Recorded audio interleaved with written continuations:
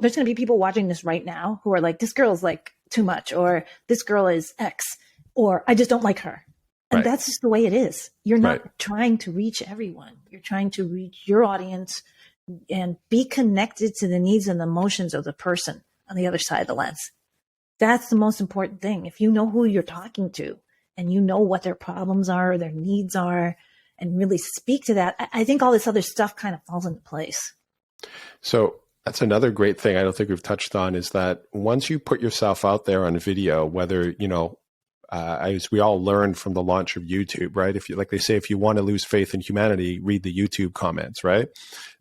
So you're kind of always going to have these haters that come out there. And I think maybe, let's maybe talk about that just for even a brief moment, because sometimes when you first put that video out, and even amongst your friends and family, you may get 10 people that say, oh, that was fabulous. And then you get the one person that says, oh, I really didn't think you did that properly at all. Here's what you should change.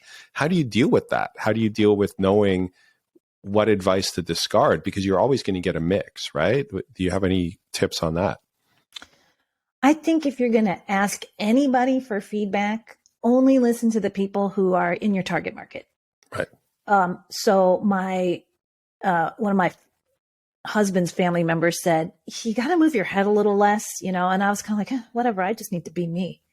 And then somebody in my target market who's a VP, I'm trying to move into this corporate space. And she was like, you're kind of coming off like a little bit salesy, you're pushing it, you're selling yourself a little hard. Like you were saying, I'm a professional and I talk in a certain way. Well, that's just the way I talk. I'm animated and I pause, and I've incorporated all these tricks. But for some people, to them, it comes off salesy and it turns them off. Mm-hmm. So I have to dial it back a little bit. She said to me, you come across a little bit silly, you laugh a little too much, and this is a business crowd you're going for. So no little girl and no salesperson, but that, I am a little bit, that's the way I talk. I can't help myself, but I do have to be aware because she's in my target market. Right. So am I going to listen to her or Aunt Jenny?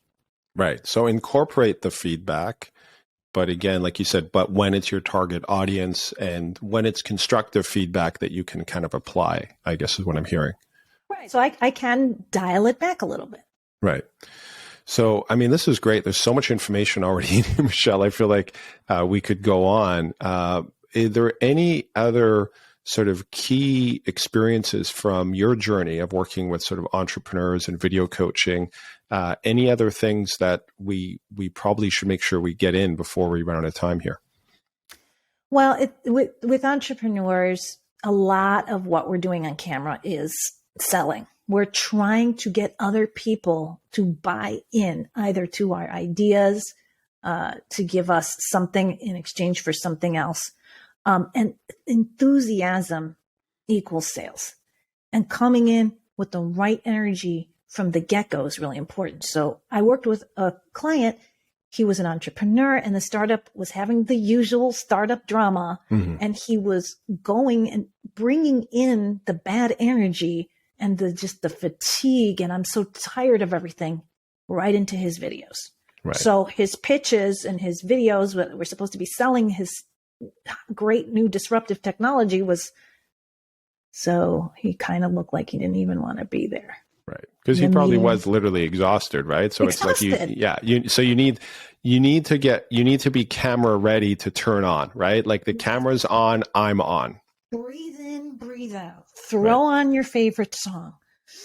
Release. I literally taught him how to release the previous meetings and all the drama and the fatigue, because literally he's living it and he's having to talk about it. Right. And all he wants to say is, get me out of here. I want to go away and go on the ski slopes. And now I have to shoot this video. You know what I mean? So you have to learn techniques to release the tension from the previous activity and to step into a really present state where you're really finding the enthusiasm and the energy. And that's, I give my clients all the techniques and teach them, customized ritual pre-warm-up routines so that they can get that enthusiasm and have the right energy so that those first 7 seconds give those people who are watching the desire to keep watching. So I know you do customized techniques in your training, as you said. Is there something you could just give us as just one teaser of a general technique that could help us? You know, I'm about to step in, I'm about to go on camera, I'm about to do my pitch on Zoom to a big team of people who could potentially fund my company.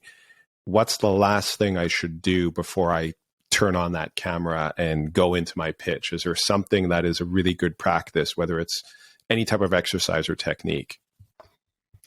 Oh, geez. It does vary from person to person, but I think the most important thing is to be present.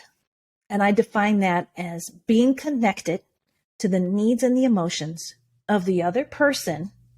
And if you're an actor, that's the other person in the scene. But if you're about to do your pitch on Zoom, it's whoever you're pitching to who lives inside that lens or is right directly on the other side of that lens.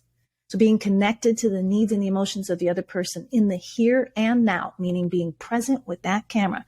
You're not going to be thinking about the future. You're not going to be thinking about the past. You're not going to be telling a story. You are going to be literally talking and in the here and now to that camera and being emotionally connected and bringing the right energy to whatever your intention is. My intention is to get them excited about this. My intention is to influence them so that they get on a call with me after this meeting and literally imagine, visualize what it is that you want to have happen. Right. Visualize it in your mind the way Olympians do before a big race.